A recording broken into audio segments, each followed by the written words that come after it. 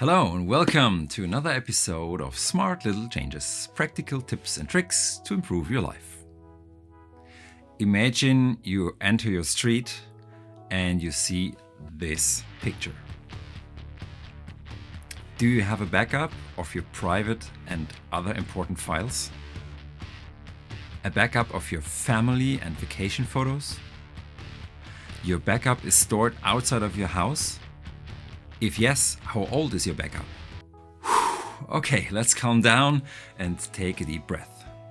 But with this little shock moment and these questions, I directly want to dive in today's topic and we'll explore how backing up your data not only backs up your data, but also boosts your self-confidence and brings you peace of mind. So let's get started. And here is a true drama story.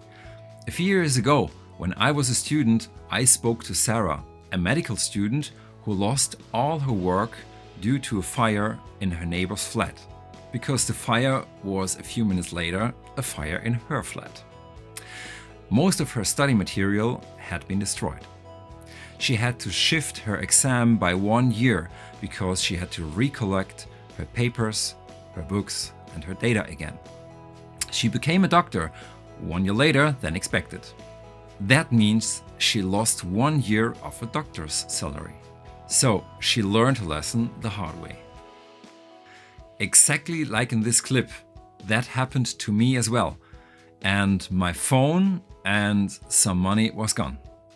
What about you? Have you ever lost important files or cherished memories due to a computer crash, a virus, a robbery, or just accidental deletion? It happens to the best of us and it can be incredibly frustrating. I personally had a few hard drive crashes in the past already and the robbery of my phone I talked about earlier, but I was happy or lucky that I had my backups.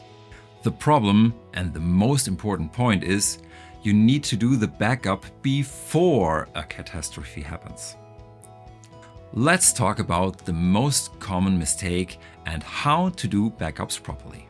A proper backup means creating a duplicate copy of your files and storing them in a safe place. But here's the problem. The people who do backups concentrate on number one.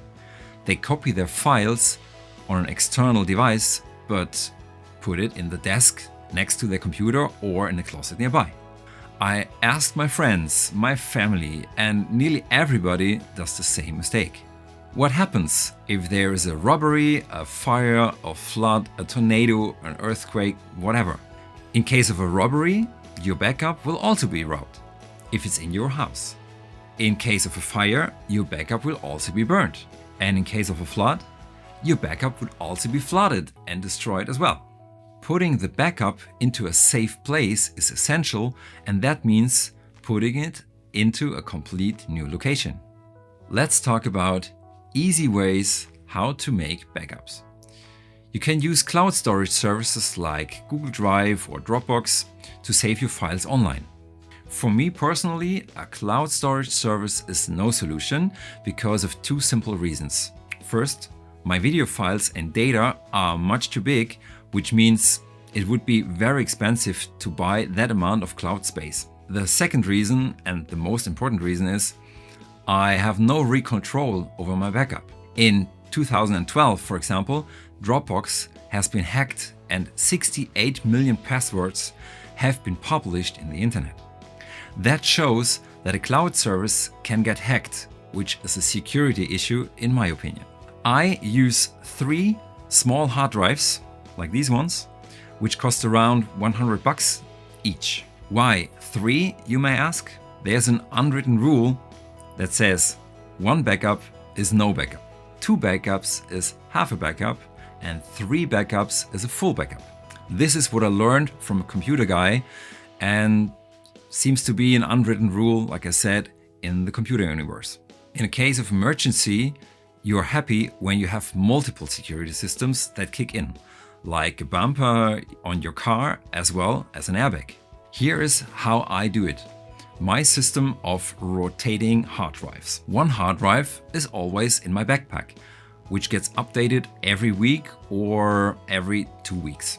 To update it, I use a free synchronization tool that only copies the changed and updated files. The second hard drive is in my car, for example, that gets replaced by the back hard drive regularly every 2, 3, 4 weeks. The third hard drive is stored in my friend's house or in a garden house or a parent's house that gets replaced by the car backup in larger time frames, like every month or every 2 months. What kind of data do I back up?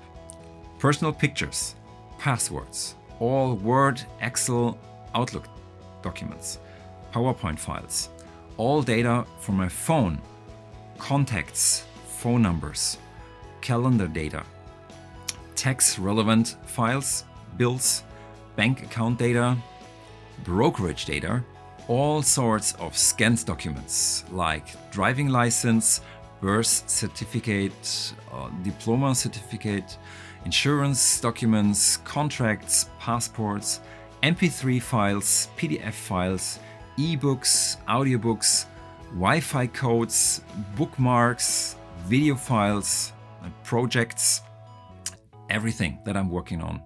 Like a rock climber who uses his rope and a carabiner regularly, it's essential to back up your data regularly. I suggest set a reminder on your phone or your computer or your calendar to do that once a week or at least once a month. Consistency is key. What about data security if anybody finds and steals my backup? Therefore, I use the open source software TrueCrypt, not the private VeraCrypt, which means all my hard drives are encrypted with up to 448 bits. That encryption rate should be more than enough and has never been hacked in the past. In case of a robbery, a thief would just steal a hard drive where all data is locked. So making backup of your personal data probably not only protects your precious memories and important files. After adopting a regular backup routine, Sarah, the medicine student I mentioned earlier, shared how much confident and at ease she feels knowing her documents are safe. I saw that for her it was a significant boost in self-assurance and peace of mind. And I can prove it that I feel really good by knowing that I will be fine whatever may happen. So I highly recommend to take action and start backing up your data. First, regularly, and second, store these backups in different locations. I would love to read what you think about the information in this video. Feel free to add your opinion in the comments below. Thank you for watching, and I hope you enjoyed this video. I also hope you learned something new and that I could help you with my information. If you want to help me in return, please hit the like button, share the video with your friends, and subscribe to the channel. If you want to support me, you can do so by using my PayPal. Be sure there will be many more helpful videos in the future. See ya!